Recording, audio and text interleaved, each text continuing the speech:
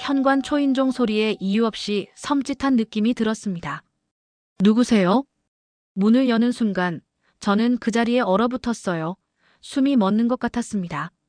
현관문 앞에 서 있는 사람은 분명 3년 전 교통사고로 세상을 떠난 내 남편이었으니까요. 그는 생전에 즐겨 입던 회색 가디건을 입고 있었습니다. 내가 마지막으로 본 그 모습 그대로였습니다. 하지만 이건 말이 되지 않았어요. 그날 나는 분명 그의 장례식을 치렀고 화장한 유고를 납골당에 모셨는데 순자야. 익숙한 목소리에 온몸에 소름이 돋았습니다. 다리에 힘이 풀려 주저앉고 말았습니다. 이건 분명 꿈일 거야. 아니면 내가 미쳐가고 있는 걸까요? 하지만 이건 시작에 불과했습니다. 그날 이후로 내 눈앞에 펼쳐진 충격적인 진실들은 내가 알던 모든 현실을 뒤흔들어 놓았습니다. 그리고 그 중심에는 내가 간병하던 한남동 할머니가 있었습니다. 이제와 돌아보면 그날 그 집의 현관문을 두드린 것은 운명이었을지도 모릅니다. 그리고 그 운명은 40년 전 한 여자의 죽음으로부터 시작되었다는 것도. 저는 올해 68, 부산이 고향인 김순자입니다. 3년 전 교통사고로 남편을 잃기 전까지만 해도 평범한 가정주부였습니다. 남편은 중소기업 회사원으로 월급은 넉넉지 않았지만 저와 아들 하나를 위해 성실하게 살았습니다. 그날도 평소와 다름없는 출근길이었습니다. 순자야, 오늘은 일찍 들어올게. 아들이 좋아하는 치킨 사올게. 그게 남편과 나눈 마지막 대화였습니다. 점심시간 무렵 경찰서에서 전화가 왔고 빗길에 미끄러진 트럭이 남편의 차를 덮쳤다는 소식을 들었습니다. 보험금으로 받은 돈은 채 1년도 되지 않아 바닥이 났습니다. 대학생 아들의 등록금과 생활비를 감당하기 위해 이것저것 닥치는 대로 일을 했습니다. 식당 일도 해보고 편의점에서 야간 알바도 했습니다. 하지만 나이 때문인지 오래 버티지 못했습니다. 그러던 중 우연히 간병인 교육을 받게 되었습니다. 처음에는 망설였습니다. 다른 사람의 몸을 씻기고 수발을 들어야 한다는 게 쉽지 않았거든요. 하지만 달리 선택할 수 있는 길이 없었습니다. 3개월간의 교육을 마치고 첫 일자리를 구했습니다. 병원에서 시작했는데 다행히 손이 곱고 성격이 꼼꼼하다며 환자분들의 반응이 좋았습니다. 그렇게 2년 정도 일하다 보니 어느 정도 경험도 쌓이고 평판도 좋아져서 개인 간병인을 소개받게 되었습니다. 그게 바로 한남동에 사시는 이명희 할머니였습니다. 85세의 고령이시지만 정신이 또렷하시고 거동도 어느 정도 가능하신 분이었습니다. 다만 혼자 살기에는 불안하다며 자제분들이 간병인을 구한다고 했습니다. 첫 만남에서 할머니는 제게 유난히 호의적이었습니다. 눈빛이 착하네. 처음 보는 제게 그렇게 말씀하시며 바로 일을 시작하자고 하셨습니다. 월급도 병원에서보다 훨씬 넉넉했고 숙식도 제공된다고 했습니다. 그때는 몰랐습니다.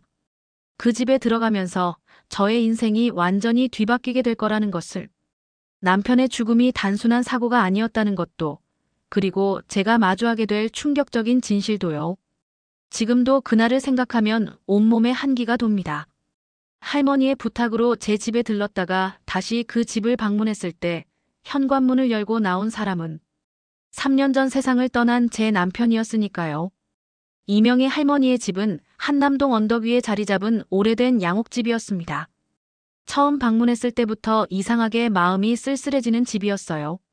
담장은 높았고 정원의 나무들은 마치 수십 년을 그 자리에서 온갖 일을 지켜본 것처럼 굵고 검었습니다. 이 집에서 40년을 살았어요. 할머니는 첫 만남에서 그렇게 말씀하셨습니다. 혼자 사시는 것 치고는 지나치게 큰 집이었지만 할머니는 이 집을 절대 떠나지 않겠다고 하셨습니다. 자식들도 요양원을 권했다고 하는데 매번 완강히 거절하셨다고 해요. 처음 며칠은 할머니의 생활 패턴을 파악하는데 시간을 보냈습니다.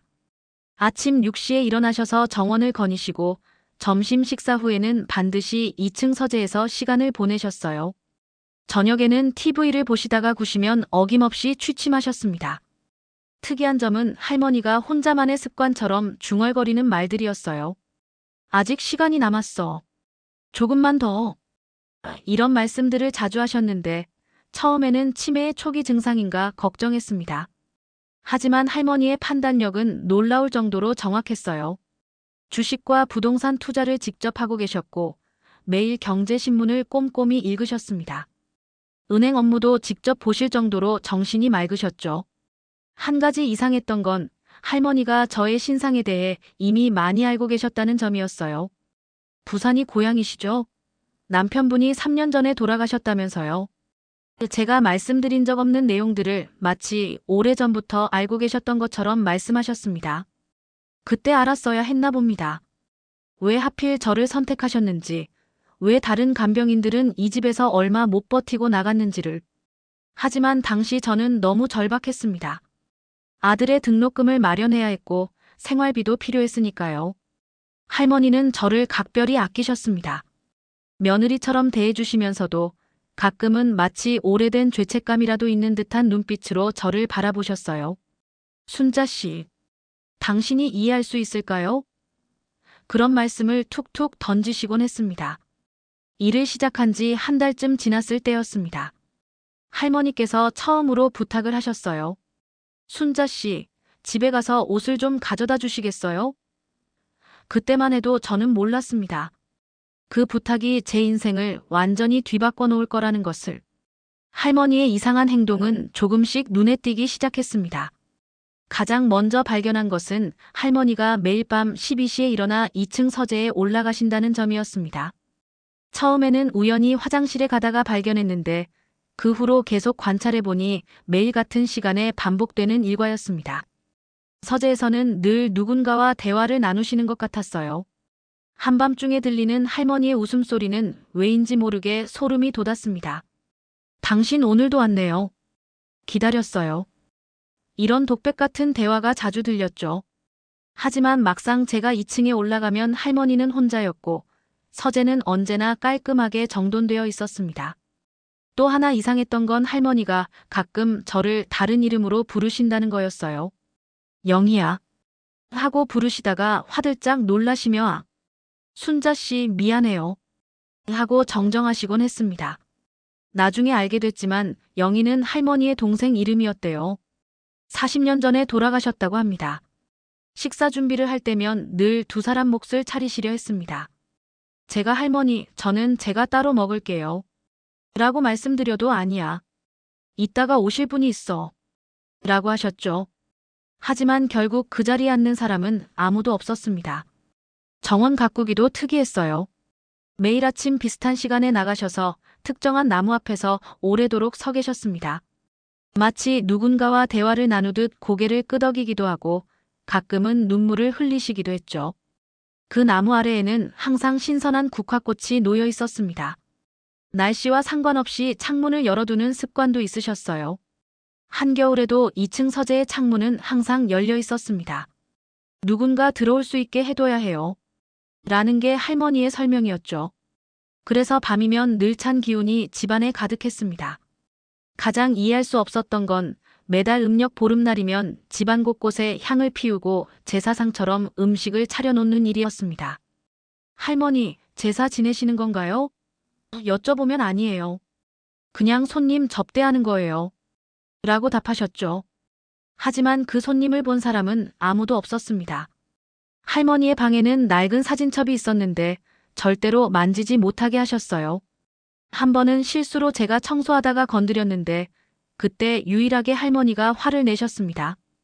이건 절대로 손 떼면 안 돼요. 약속해 주세요. 지금 생각해보면 그때부터 알아챘어야 했습니다. 이 집에 제가 보지 못하는 무언가가 있다는 것을. 그리고 그것이 제 남편과 어떤 관련이 있다는 것을. 처음부터 이 집에는 설명할 수 없는 무거운 기운이 있었습니다. 낮에는 그나마 괜찮았지만 해가 지고 나면 이상한 소리들이 들리기 시작했어요. 누군가 계단을 오르는 소리, 2층 서재에서 들리는 책장 넘기는 소리, 때로는 멀리서 들려오는 것 같은 피아노 소리까지. 특히 저의 방은 1층 끝에 있었는데 밤마다 복도에서 발자국 소리가 들렸습니다. 처음에는 할머니가 화장실에 가시는 소리려니 했지만 할머니의 방은 2층이었고 그분은 한 번 주무시면 새벽까지 일어나지 않으셨거든요.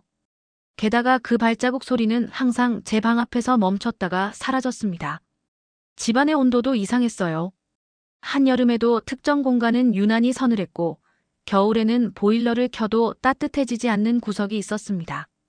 할머니는 그런 현상이 마치 당연하다는 듯이 대수롭지 않게 여기셨어요. 가장 이상했던 건 거울이었습니다.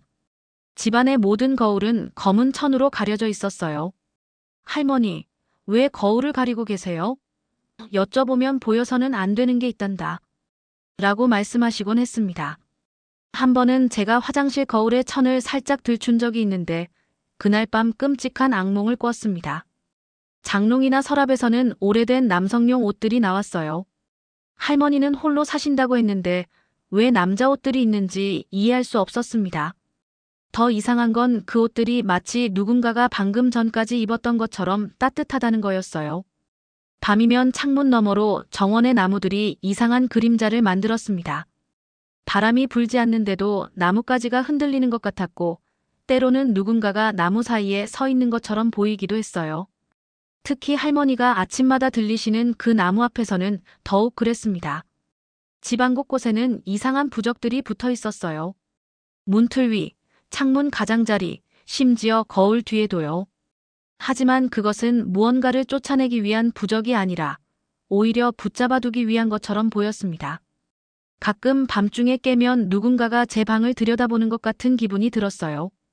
하지만 문을 열면 아무도 없었죠. 다만 방 안에 남편이 즐겨 피우던 담배 향이 잠깐 감돌다 사라지곤 했습니다. 이런 모든 일들이 제가 그날 현관문 앞에서 죽은 남편을 마주하게 될 것을 암시하고 있었나 봅니다.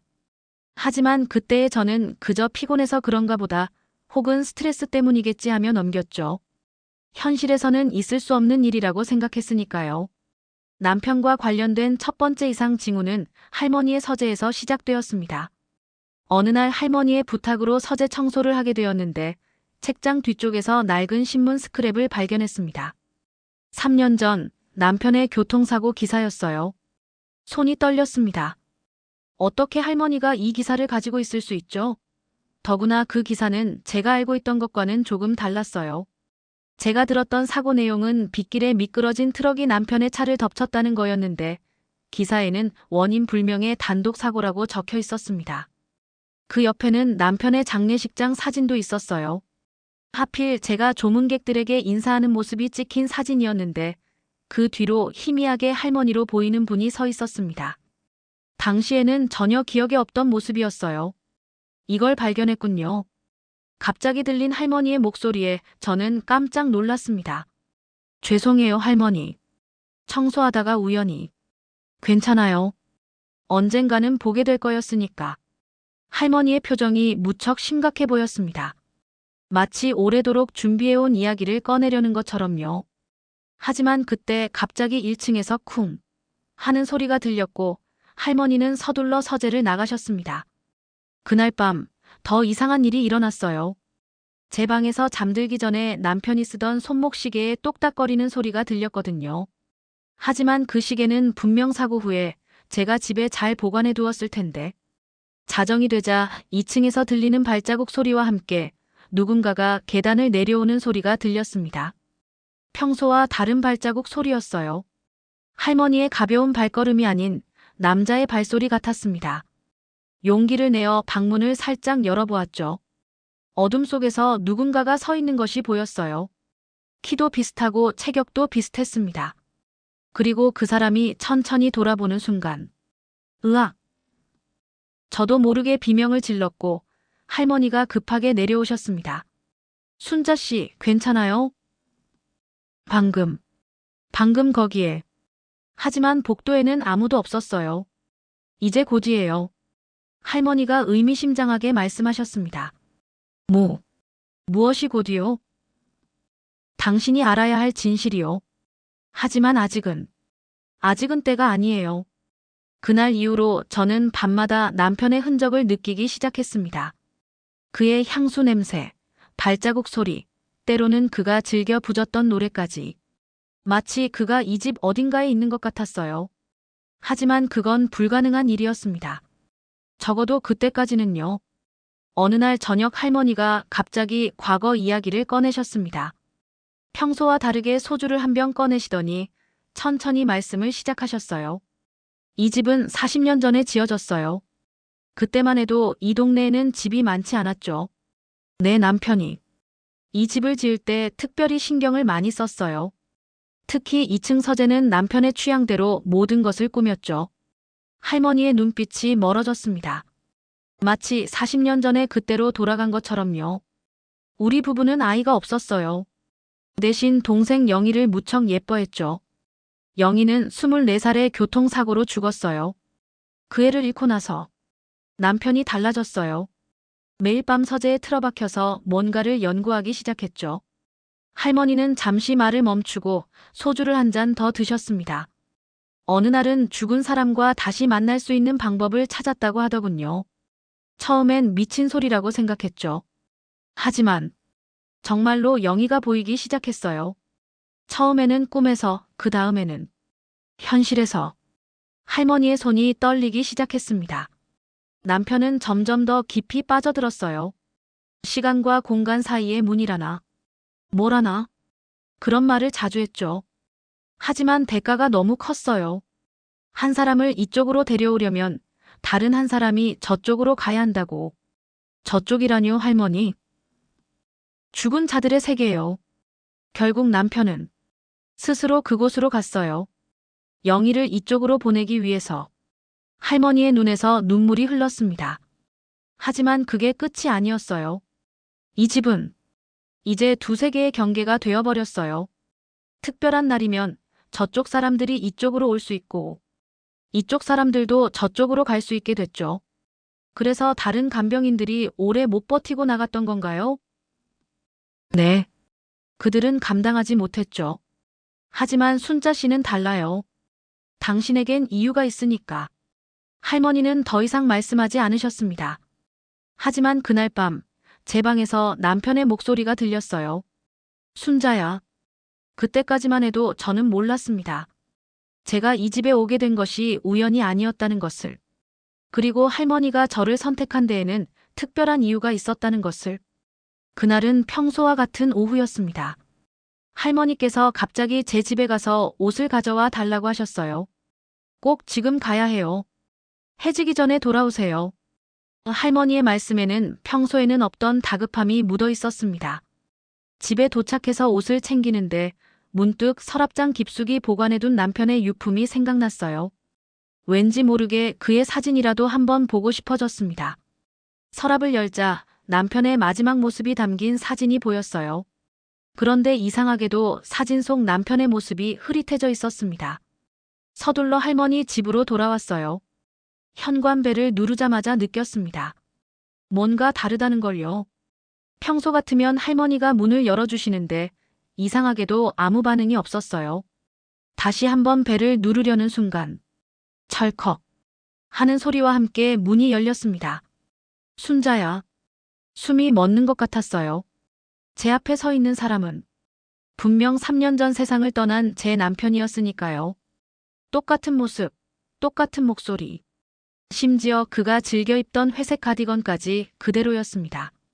당신, 어떻게? 말이 나오지 않았습니다. 다리에 힘이 풀려 그 자리에 주저앉고 말았어요. 남편은 제게 다가와 손을 내밀었습니다. 그의 손은 차가웠지만 분명히 만져졌어요. 환각이 아니었습니다. 많이 힘들었지? 미안해. 남편의 목소리에는 슬픔이 가득했습니다. 저도 모르게 울음이 터져 나왔어요. 3년 동안 참아왔던 그리움이 한꺼번에 쏟아져 나왔습니다. 여보, 정말 당신 맞아요? 제가 미쳐가는 건가요? 아니야. 이건 현실이야. 하지만 우리에게는 시간이 얼마 없어. 그때 2층에서 할머니의 목소리가 들렸습니다. 순자 씨, 위로 올라오세요. 이제 모든 걸 말씀드릴 때가 됐어요. 남편은 제 손을 잡아 일으켜 주었습니다. 그리고 천천히 2층으로 향하는 계단을 올랐죠. 각 계단을 오를 때마다 심장이 터질 것 같았어요. 이것이 꿈인지 현실인지, 그리고 이 모든 것이 무엇을 의미하는지 알 수 없었습니다. 하지만 한 가지는 확실했어요. 제 인생이, 아니 어쩌면 제 현실 자체가 이 순간부터 완전히 뒤바뀌게 될 거라는 것. 2층 서재로 향하는 발걸음이 무거웠습니다. 남편의 손을 잡고 있었지만 이 모든 게 현실이라고 받아들이기에는 너무나 비현실적이었어요.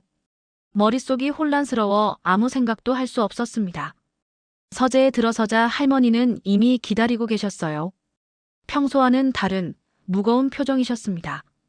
책상 위에는 낡은 가죽 표지의 책과 몇 장의 사진이 놓여 있었어요. 앉으세요, 순자 씨. 할머니의 목소리가 떨렸습니다. 저는 본능적으로 자리에서 벗어나려 했어요. 문을 향해 달려가려는 순간 남편이 제 어깨를 붙잡았습니다. 순자야, 도망가지 마. 내가 알아야 할 것들이 있어. 싫어요. 이건 다 거짓말이에요. 당신은 이미 돌아가셨잖아요. 제 목소리가 흐려졌습니다. 이건 분명 꿈일 거예요. 아니면 제가 미쳐가고 있는 걸까요? 할머니, 제발 말씀해 주세요. 이게 무슨 일이에요? 할머니는 천천히 책상 위에 사진을 집어드셨습니다. 이 사진을 보세요. 40년 전의 흑백 사진이었어요. 할머니의 남편으로 보이는 남자가 서재에서 무언가를 연구하는 모습이었습니다. 책상 위에는 지금 놓여 있는 것과 같은 가죽 표지의 책이 있었어요. 우리 남편이 이 모든 일의 시작이에요. 그는 삶과 죽음의 경계를 넘으려 했죠. 그리고 성공했어요. 하지만 그 대가로 할머니의 이야기를 듣는 동안 저는 계속해서 고개를 저었습니다. 이건 분명 꿈일 거예요. 아니면 제가 너무 지쳐서 환각을 보는 걸지도 모르죠. 하지만 남편의 손길은 너무나 선명했어요. 그의 체온, 그의 향기. 모든 것이 제가 기억하는 그대로였습니다. 난 내가 이해하길 바라. 남편이 말했습니다. 하지만 서두르진 마. 천천히 받아들여도 돼. 저는 그만 울음을 터뜨리고 말았습니다.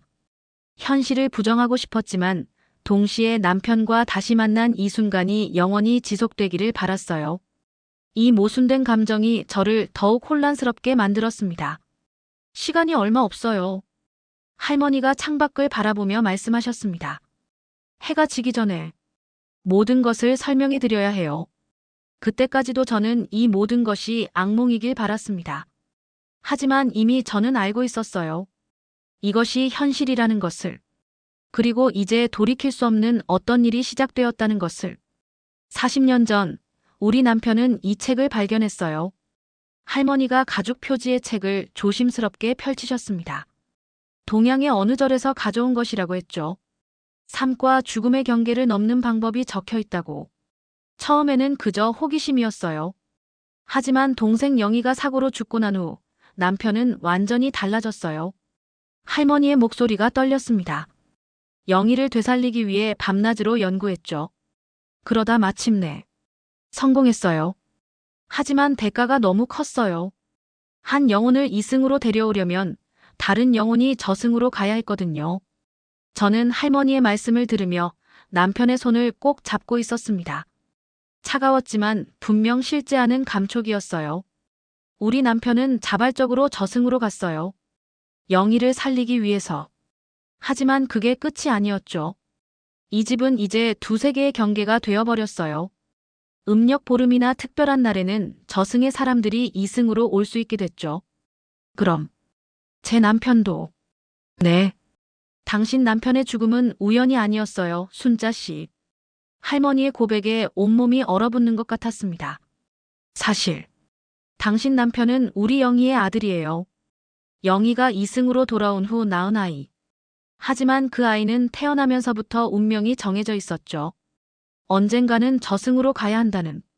저는 충격의 말을 잇지 못했습니다. 제 남편이 할머니의 조카였다니. 그 교통사고도 사실은 제가 만든 거예요. 때가 되었다는 걸 알았거든요. 하지만 순자 씨, 이제 희망이 있어요. 당신이 원한다면 남편을 다시 이승으로 데려올 수 있어요. 그게 무슨 말씀이세요? 누군가가 저승으로 가야 해요. 그래야 당신 남편이 돌아올 수 있어요. 그리고 제가 그 사람이 되려고 해요. 방 안이 갑자기 조용해졌습니다. 창밖으로 해가 저물어가고 있었어요. 할머니는 이어서 말씀하셨습니다. 제가 이렇게 오래 살아온 것도, 당신을 이 집으로 데려온 것도 모두 이 순간을 위한 거였어요. 이제 제가 저승으로 가면 당신 남편이 완전히 돌아올 수 있어요. 남편이 제 손을 더욱 꼭 잡았습니다. 하지만 저는 너무나 혼란스러웠어요. 이것이 정말 현실일까요? 그리고 이런 선택을 제가 받아들여도 되는 걸까요? 잠깐만요. 그럼 그날 그 사고는 떨리는 목소리로 물었습니다. 할머니는 깊은 한숨을 내쉬셨어요. 그날 아침 당신 남편에게 전화를 했죠. 마지막으로 한 번만 보자고. 그제서야 기억이 났습니다. 그날 아침 남편이 받았던 전화. 평소와 다르게 조금 긴장된 목소리로 통화하던 모습이 사고 현장 근처에 있는 카페에서 만났어요. 모든 걸 털어놓았죠. 그의 출생의 비밀도, 그가 왜 이승을 떠나야 하는지도. 처음에는 믿지 않았어요. 하지만 남편이 끼어들었습니다. 할머니가 영희 이모의 사진을 보여주셨어. 내가 어릴 때 찍은 사진과 너무 닮아서. 그리고 그동안의 이상한 일들이 설명이 되기 시작했지. 어떤 이상한 일들인가요? 제가 물었습니다. 어릴 때부터 자주 죽은 사람들이 보였어. 처음에는 환각이라고 생각했지. 하지만 점점 더 선명해졌고, 특히 음력보름이면 더 많은 것들이 보였어. 할머니가 말을 이으셨습니다. 그리고 그날, 그는 선택을 했어요. 스스로 저승으로 가기로. 아니에요. 그건 사고였잖아요. 트럭이. 그 트럭 운전자는 아무것도 기억하지 못해요. 그날의 일을. 마치 꿈처럼 흐릿하대요. 당신 남편이 스스로 차를 트럭 앞으로. 말씀을 못 잇고 할머니가 우셨습니다. 미안해요, 순자 씨. 하지만 이건 운명이었어요. 저승에서 태어난 영혼은 결국 저승으로 돌아가야 하는 거예요. 다만 지금은 그를 다시 데려올 기회가 있는 거죠. 저는 남편을 바라보았습니다. 그의 눈에는 깊은 슬픔이 어려 있었어요. 미안해, 순자야. 내게 이런 선택을 강요하게 해서. 하지만 난 정말 너와 다시 함께하고 싶어. 창밖으로 해가 점점 더 기울고 있었습니다. 할머니가 다급하게 말씀하셨어요. 결정해야 해요, 순자 씨. 해가 완전히 지기 전에. 당신이 선택해야 해요. 내가 저승으로 가고 당신 남편을 이승으로 데려올 것인지. 아니면. 말씀을 멈추셨지만 그 뒤의 말이 무엇인지는 알 수 있었습니다. 모든 것을 그대로 두고 현실로 돌아가는 것. 그것이 제게 주어진 선택이었습니다. 남편과 할머니의 이야기가 믿기지 않았지만 더 많은 것을 알아야 했습니다. 잠시만요. 제가 이 집을 좀 둘러보고 싶어요. 제 말에 할머니가 고개를 끄덕이셨습니다. 먼저 서재의 책장을 살펴보았어요. 할머니 남편이 남긴 일기장들이 가지런히 꽂혀 있었습니다. 1983년부터 시작된 일기에는 저승과 이승의 경계에 대한 연구가 상세히 기록되어 있었어요. 음력 보름날, 드디어 성공했다. 영희가 돌아왔다. 하지만 내가 그 자리를 대신해야 한다. 이제 이 집은 두세 개의 문이 될 것이다. 그리고 그 옆에는 영희 이모님의 일기도 있었습니다. 이승으로 돌아온 후의 기록이었어요. 오빠가 나를 위해 저승으로 갔다. 이제 나는 다시 살아있지만 이것이 과연 축복일까? 내 아이는 저승의 기운을 가지고 태어날 것이다. 할머니가 말씀하셨어요. 영희는 임신 6개월이었을 때 돌아가셨어요. 하지만 이승으로 돌아왔을 때도 그대로였죠. 그리고 당신 남편을 낳았어요. 서재 구석에는 오래된 사진들이 있었습니다. 영희 이모님의 사진을 보니 놀라지 않을 수 없었어요. 남편과 너무나 닮아 있었거든요. 같은 눈매, 같은 미소. 지하실도 보여드릴게요. 할머니가 앞장서셨습니다. 지하실에는 제가 상상도 못했던 것들이 있었어요. 양초들, 부적들, 그리고 정체를 알 수 없는 의식 도구들. 방 한가운데에는 커다란 원이 그려져 있었고 그 주위로 이상한 문양들이 새겨져 있었습니다. 이곳에서 의식이 이루어져요. 이승과 저승을 이어주는 문이죠. 할머니의 설명에 소름이 돋았습니다. 벽에는 달력이 걸려 있었는데 음력 보름날마다 빨간 동그라미가 쳐져 있었어요. 그리고 오늘도 동그라미가 쳐져 있었습니다. 오늘이 바로 그날이에요, 순자 씨. 이승과 저승의 경계가 가장 약해지는 날. 남편이 제 손을 꼭 잡았습니다. 순자야, 내가 준비가 될 때까지 기다릴게. 하지만 시간이 많지 않아요. 할머니가 말씀을 이으셨습니다. 해가 지면 모든 게 끝나요. 당신이 결정을 해야 해요. 저는 지하실의 모든 것을 자세히 살폈습니다. 이것이 현실이라는 걸 받아들이기 위해서는 모든 것을 확실히 알아야 했으니까요.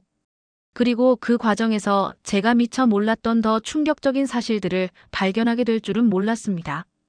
지하실 구석에서 낡은 앨범 하나를 발견했습니다. 펼쳐보니 1980년대의 사진들이 가득했어요. 그중 한 장의 사진에서 저는 충격적인 사실을 발견했습니다. 이 사진은, 그것은 제가 어릴 적 살았던 부산 집 앞에서 찍은 사진이었어요. 영희 이모님으로 보이는 분이 제 어머니와 함께 찍은 사진이었습니다. 할머니, 이게 무슨 의미인가요? 할머니가 깊은 한숨을 내쉬셨습니다. 영희와 당신 어머니는 절친한 친구였어요. 같은 학교 동창이었죠. 영희가 돌아온 후 가장 먼저 찾아간 곳이 당신의 집이었어요. 남편이 말을 이었습니다. 그래서 난 어릴 때부터 너의 존재를 알고 있었어. 이모가 자주 너의 이야기를 해주셨거든. 그리고 우리의 만남도 사실은 우연이 아니었어. 갑자기 머리가 어지러워졌습니다. 지금까지 알고 있던 모든 것이 완전히 뒤집어지는 기분이었어요. 그럼 어머니도 이 모든 걸 알고 계셨단 말인가요? 할머니가 고개를 끄덕이셨습니다. 당신 어머니는 영희의 비밀을 끝까지 지켜주셨어요. 그리고 당신과 우리 아들의 만남도 어쩌면 운명이었을지도 모르죠. 사진을 더 넘기자 더 많은 연결고리가 드러났습니다. 제가 대학에 다닐 때의 사진, 남편과 처음 만났을 때의 사진, 그리고 그 모든 순간을 지켜보고 있었던 듯한 할머니의 모습도. 우리는 당신을 오랫동안 지켜봐왔어요. 당신이라면 이 모든 것을 이해하고 받아들일 수 있을 거라 생각했죠. 남편이 제 어깨를 감쌌습니다. 미안해, 순자야. 이렇게 많은 비밀을 숨겨온 것. 하지만 난 정말 너를 사랑했어. 지금도 사랑해. 창밖으로 해가 점점 더 기울고 있었습니다. 이제 결정을 내려야 할 시간이 다가오고 있었어요. 하지만 이 모든 진실을 알게 된 지금, 그 선택이 더욱 어려워졌습니다. 할머니, 어머니는 지금도 이 사실을 알고 계신가요? 네. 그리고 당신의 선택을 기다리고 계세요. 그 순간 저는 깨달았습니다. 이 모든 것이 단순한 우연이 아니었다는 것을. 그리고 제가 내릴 선택이 단순히 저와 남편의 일만이 아니라는 것도. 좀 더 자세히 말씀해 주세요, 할머니. 제 남편과 어떻게 지내셨나요?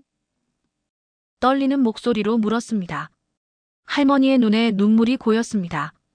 그 아이가 태어났을 때부터 알고 있었어요. 언젠가는 이런 날이 올 거라는 걸. 영희의 아들이니까, 저승의 기운을 타고 태어났으니까. 할머니는 서랍에서 오래된 육아일기를 꺼내셨습니다. 5살 때였어요. 처음으로 죽은 사람을 보기 시작했다고. 무서워서 울던 모습이 아직도 선명해요. 그때부터 저는 알았죠. 그 아이가 평범한 삶을 살 수 없다는 걸. 남편이 말을 이었습니다. 할머니는 나를 항상 지켜봐 주셨어. 이상한 것들이 보일 때마다 그게 정상이 아니라는 걸 알면서도 내 옆에서 힘이 되어 주셨지. 특히 음력보름이면 더 심했어요. 할머니가 계속 말씀하셨습니다. 그날이면 더 많은 것들을 보게 되니까. 그래서 항상 이 집으로 데려와서 보름달이 뜨는 걸 함께 봤죠. 이 집에서는 오히려 더 편안했으니까. 그제서야 이해가 됐습니다. 남편이 갑자기 할머니 댁에 다녀온다며 외출했던 날들. 그날들이 모두 음력 보름이었던 거예요. 하지만 시간이 갈수록 점점 더 힘들어했어요. 이승에 있는 것이 너무 고통스러워 보였죠. 마치 이 세상에 온전히 속하지 못하는 것처럼. 남편이 제 손을 꼭 잡았습니다. 난 내가 힘들어할까봐 말하지 못했어, 순자야. 내가 보는 것들에 대해서, 내가 겪는 고통에 대해서.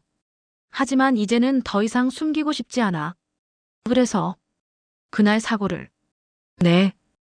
할머니가 대답하셨습니다. 그 아이가 스스로 선택한 거예요. 더 이상 이승에서 버티기 힘들다고. 하지만 지금은 달라요. 이제 당신이 있으니까. 당신이 원한다면 그 아이가 다시 온전히 이승으로 돌아올 수 있어요. 창밖으로 석양이 붉게 물들고 있었습니다. 시간이 얼마 남지 않았어요. 하지만 할머니. 그러면 할머니는 난 이미 오래 살았어요. 그리고 이제는 내 차례예요. 영희와 우리 남편이 있는 곳으로 가야 할 때가 됐죠.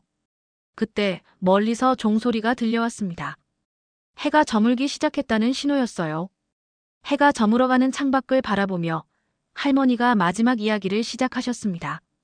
사실 이번 보름은 특별해요. 40년 만에 찾아온 대보름이에요. 이날은 이승과 저승의 경계가 가장 약해지는 날이죠. 그래서 영혼의 완전한 교환이 가능한 거예요. 남편이 제 손을 더욱 강하게 잡았습니다. 순자야, 이건 단순한 선택이 아니야. 내가 완전히 이승으로 돌아온다는 건 정말 살아있는 사람으로 돌아온다는 거야. 심장이 뛰고 체온이 있는 진짜 사람으로. 할머니가 이어서 말씀하셨습니다.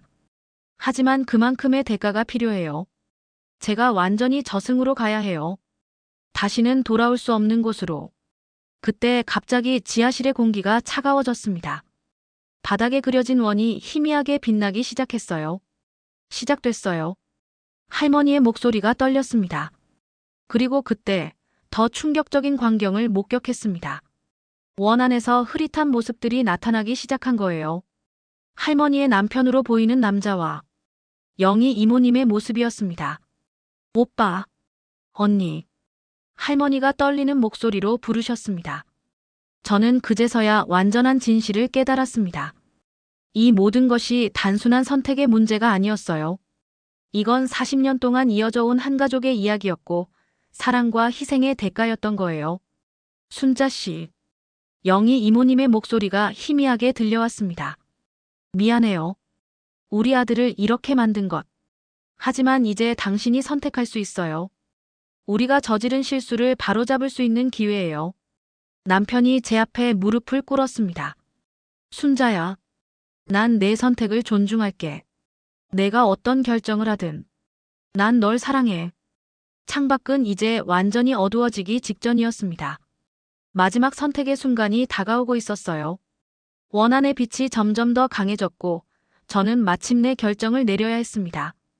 이건 단순히 남편을 되찾는 문제가 아니었어요. 40년 동안 이어져 온 한 가족의 운명이 제 손에 달려 있었습니다. 지하실에 모인 모든 사람들, 그리고 영혼들이 저를 바라보고 있었습니다. 제 선택에 따라 모든 것이 결정될 순간이었어요. 시간이 얼마 남지 않았어요. 할머니의 목소리가 떨렸습니다. 그때 갑자기 떠올랐습니다. 남편과 함께했던 모든 순간들. 그가 늘 음력 보름이면 불안해하던 모습, 가끔 허공을 바라보며 놀라던 표정, 그리고 마지막으로 나눈 대화. 여보. 제 목소리가 떨렸습니다. 당신이 그렇게 힘들었던 걸 왜 말해주지 않았어요? 남편이 쓸쓸하게 미소 지었습니다. 내가 걱정할까봐. 그리고 어쩌면 날 떠날까봐 두려웠어. 원한의 빛이 더욱 강해졌고 영희 이모님의 모습이 더욱 선명해졌습니다. 시간이 없어요, 순자 씨. 결정하셔야 해요. 그때 저는 깊은 깨달음을 얻었습니다. 진정한 사랑은 때로는 보내주는 것.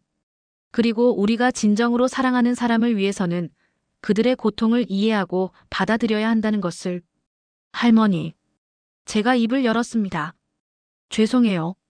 하지만 전 눈물이 흘렀습니다. 전 남편을 다시 데려올 수 없어요. 모두가 놀란 듯 저를 바라보았습니다. 남편이 저승의 영혼으로 태어났다면 그건 그의 운명이에요. 제가 이기적인 욕심으로 그를 이승에 붙잡아두는 건 그에 대한 진정한 사랑이 아닐 거예요. 남편의 눈에도 눈물이 고였습니다. 순자야. 여보, 당신이 그동안 얼마나 힘들었는지 이제야 이해해요. 이승에서의 고통, 그리고 저승의 목소리를 듣는 괴로움. 이제는 당신을 편히 보내드릴게요. 할머니가 다가오셨습니다. 하지만 순자 씨, 정말 그래도 될까요? 네. 이게 맞는 선택일 거예요. 우리가 사랑하는 사람들을 위해. 때로는 보내주는 것도 사랑이니까요. 원한의 빛이 절정에 달했습니다. 이제 돌이킬 수 없는 순간이 다가오고 있었어요. 원한의 빛이 황금빛으로 변하며 지하실 전체를 밝혔습니다. 남편이 제게 다가와 마지막 포옹을 했습니다. 이번에는 차갑지 않았어요. 따뜻했습니다. 고마워, 순자야. 내가 이해해줘서. 남편의 목소리가 떨렸습니다. 할머니가 미소를 지으셨습니다. 순자 씨가 현명한 선택을 했어요. 이제 우리 모두 각자의 자리로 돌아갈 수 있게 되었네요. 영희 이모님의 모습이 더욱 선명해졌습니다. 순자 씨, 우리 아들을 사랑해줘서 고마워요. 그리고 이렇게 현명한 선택을 해줘서. 그때였습니다.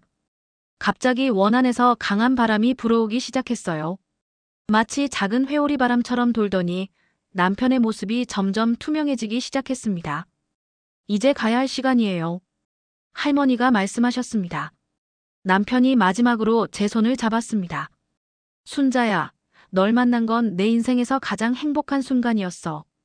비록 짧은 시간이었지만 내 덕분에 진정한 사랑을 알게 되었어. 여보. 눈물이 멈추지 않았습니다. 이제는 울지 마. 난 이제 편안해질 거야. 그리고 너도 새로운 삶을 살아가야 해. 원한의 빛이 절정에 달했습니다. 할머니의 남편과 영희 이모님의 모습이 완전히 드러났고 그들은 따뜻한 미소를 지으며 남편을 맞이했습니다. 가족들이 기다리고 있구나. 남편이 마지막으로 미소 지었습니다. 순간 강한 빛이 번쩍였고 그들의 모습이 하나둘씩 사라지기 시작했습니다. 이제 모든 것이 끝났습니다. 아니, 어쩌면 새로운 시작이었을지도 모릅니다. 그로부터 1년이 지났습니다. 한남동 할머니의 집은 이제 저의 것이 되었어요. 할머니는 모든 재산을 제게 남기고 그날 밤 평화롭게 눈을 감으셨습니다. 이제 저는 이 집의 새로운 수호자가 되었습니다. 음력 보름마다 지하실의 원은 여전히 희미하게 빛나고 가끔은 익숙한 발자국 소리가 들리기도 해요. 하지만 더 이상 무섭지 않습니다. 어머니께 모든 이야기를 들려드렸어요. 어머니는 이미 알고 계셨다며 제 선택을 자랑스러워 하셨습니다. 내가 그렇게 현명한 딸이라는 걸 이제야 알았구나. 라고 말씀하시며 오랫동안 저를 안아주셨어요. 이제 저는 간병인 일을 그만두고 이 집에서 작은 카페를 운영하고 있습니다. 특별한 손님들을 위한 특별한 공간이죠. 이승과 저승의 경계에서 헤매는 영혼들이 잠시 쉬어갈 수 있는 곳으로요. 가끔 손님들 중에는 저와 비슷한 경험을 한 사람들이 있습니다. 저는 그들에게 이야기해 줍니다. 진정한 사랑은 때로는 보내주는 것이라고. 그리고 그것이 얼마나 아름다운 선택이 될 수 있는지를. 음력 보름이면 여전히 남편이 찾아옵니다. 이제는 차갑지 않은 따뜻한 미소를 지으며 더 이상 고통스러워하지 않는 평화로운 모습으로요.